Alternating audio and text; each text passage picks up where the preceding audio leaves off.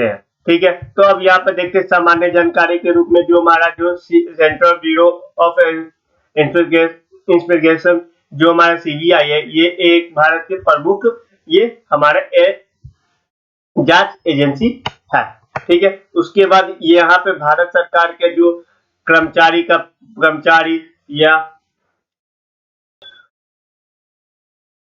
Pension तथा जो लोक शिकायत मंत्रालय के कर्मचारी का विभाग, जैसे कि यहाँ प्राइम मिनिस्टर कार्यालय के अंतर्गत ये आता है। मतलब ये भारत सरकार के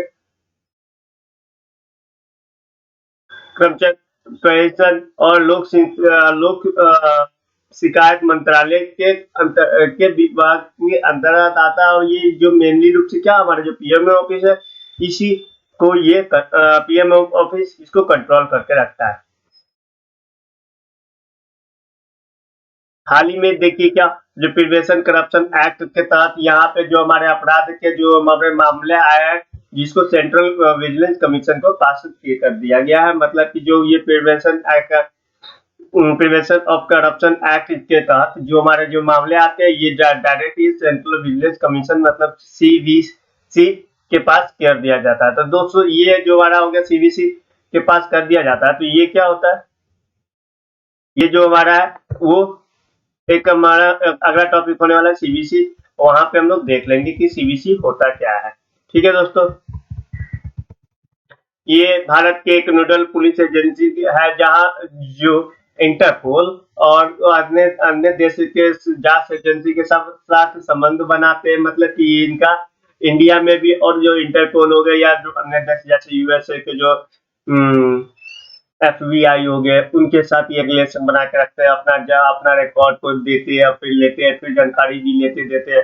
ये सब ये पूरे वर्ल्ड में होता रहता है। ठीक है, जिसके कारण इसके क्या हुआ कि जो अपराधी समृद्धि रेट था जो 65 से 70% तक क्या हुआ कि रुकती है। मतलब कि ये हमारी एजेंसी पूरे इंडिया को अच्छी तरह से कंट्रोल करके रखती है। ठीक है, ज्यादातर मामला नहीं हो पाता है। अब देखिए कि इसका हिस्टोरिकल बैकग्राउंड क्या होता है, मतलब ऐतिहासिक पृष्ठभूमि क्या है। मतलब मैं पहले ही बता दिया हूँ कि ये हिस्टोरिकल बैकग्राउंड क्या हमारा आज का नहीं, ये ब्रिटेन एरा का, ब्रिटिश एरा का है, ब्रिटिश के समय का। इसके कारण ये हमारा बहुत सारे लॉ होंगे जो या हिस्टोरिकल बैकग्राउंड हमारा ब्रिटिश एरा से निकल के आता है। ठीक है दोस्तों, तो ये जो हमारा जैसे कि ब्रिटिश एरा में द्वितीय विश्व युद्ध होता है, जिसके दौरान 1941 में जो ब्रिटेन भारत का युद्ध के विभाग बनता है, मतलब कि डिपार्टमेंट ऑफ वार, जिसमें एक पुलिस स्थानीय स्पेशल पुलिस इस्टेब्लिश किया जाता है, जिसका वो युद्ध में संबंधित खरीद और में रिश्वत और भ्रष्टाचार के आरोप को जांच करता है। मतलब कि क्या दोस्तों कि 1941 में जो हमारा सेकेंड वर्ल्ड वॉर होता है, उसमें क्या होता है, कुछ करप्शन होते हैं। जो मतलब कि जो वर्ल्ड वॉर में बहुत सारे टूल खरीदे जाते हैं, बहुत सारे एम्बुलेंस किए जाते हैं, हथियार खरीदे जाते हैं, बहुत सारे और सभी सामान खरीदे जाते हैं। उसमें लगता है कि ब्रिटिश गवर्नमेंट को कि इसमें क्या हुआ, घोटाला हुआ है, करप्शन हुआ है। तो उसके लिए ब्रिटिश गवर्नमेंट ने क्या करता है कि डिपार्टमेंट ऑफ वार एक बनाते हैं, जिसमें एक स्पेशल पुलिस इस्टेब्लिश किया जाता है। वो पुलिस क्या करता है, इसी को तहत तक जाता है कि कहाँ पे करप्शन हुआ, कौन लोग करप्शन किए है। ठीक है दोस्तों, तो ये एक पहले बार देखा गया 1941 में जो ब्रिटिश एरा में। उसके बाद क्या होता है, विशेष मतलब कि विशेष रूप से और आगे करते किया जाता, तो Delhi special police establish act लाया जाता है 1946 में, जिसमें भारत के विभिन्न विभागों संचालक में भ्रष्टाचार आरोपी के खिलाफ क्या जांच होता है। इस एजेंसी का काम यही होता है क्या कि जो हमारे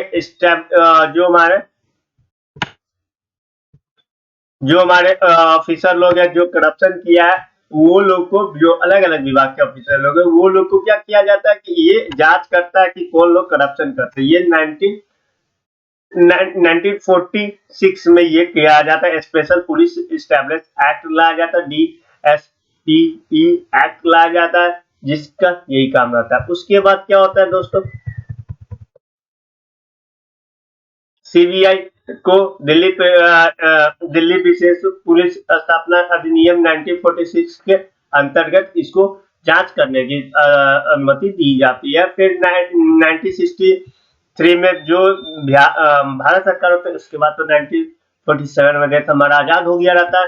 जब आजाद हो जाता है तो यहाँ पे क्या होता है कि 1963 में जो हमारा भारत सरकार होती है, ये फिर सीबीआई का संगठन करती है, जो रक्षा के संबंधित गंभीर मामले को उच्च स्तर तक जांच ले जाते हैं। ठीक है, उसके बाद वहां पे और भ्रष्टाचार, गंभीर धोखाधड़ी, ठगी, गबन, सामाजिक अपराध, विशेष रूप से जो हमारा जो कालाबाजारी हो गया, जमाखोरी हो गया, मुनाफाखोरी हो गया, ये सबको क्या करता है, ये क्या करता है, जांच करता है। ठीक है, जांच करता है। कुछ समय के बाद जो सीबीआई का जो चर्चा, सीबीआई क्या करता है कि और उसको पावर दिया जाता है, जो जैसे कि हायर प्रोफाइल मर्डर हो गया, किडनैपिंग हो गया, विमान अपहरण हो गया, फिर ये सब जो हायर प्रोफाइल केस होते हैं उसको भी सीबीआई को दे दिया जाता है। अब के दिनों में क्या होता है, अगर कोई मान ली कोई एमपी मर जाता है या कोई बड़ा नेता मर जाता है या कोई भी मतलब कि बड़ा नेता मर जाता है, तो लोग क्या सीबीआई का जांच मांग करते हैं, क्योंकि सीबीआई क्या सेंट्रल के अंदर में, जैसे कि कोई भी स्टेट में, जैसे मध्य प्रदेश में कोई एमपी मर जाता है, वो उनके घर वाले क्या करता है, उनको लगता है क्या कि ये मर्डर है, ये अच्छे से हमारे जो एमपी पुलिस है वो अच्छे से जांच नहीं कर पाएंगे, तो वो क्या मांग कर देते हैं, वो सीबीआई की मांग कर देते हैं। उसके बाद हमारे प्रधानमंत्री है, वो सीबीआई को ये काम सौंप देते हैं। तो देख रहे हैं क्या सीबीआई के कैसे कैसे हम लोग शक्ति बढ़ता जा रहा है। पहले तो सिर्फ कुछ मामले में था, फिर उसके बाद क्या किया, या फिर मतलब कि ओपन मार्केट में भी आ गया। पहले तो करप्शन के चार्ज में था जो कर्मचारी लोग करते थे, उसके बाद जो ओपन मार्केट जैसे जमाखोरी, कालाबाजारी, मुनाफाखोरी, ये सब में भी आ जाता है। उसके बाद अब देखते क्या, हमारा जो हाईवे प्रोफाइल जो किडनैपिंग, मर्डर, ये सब होते उस सब में भी आ जाता है सीबीआई का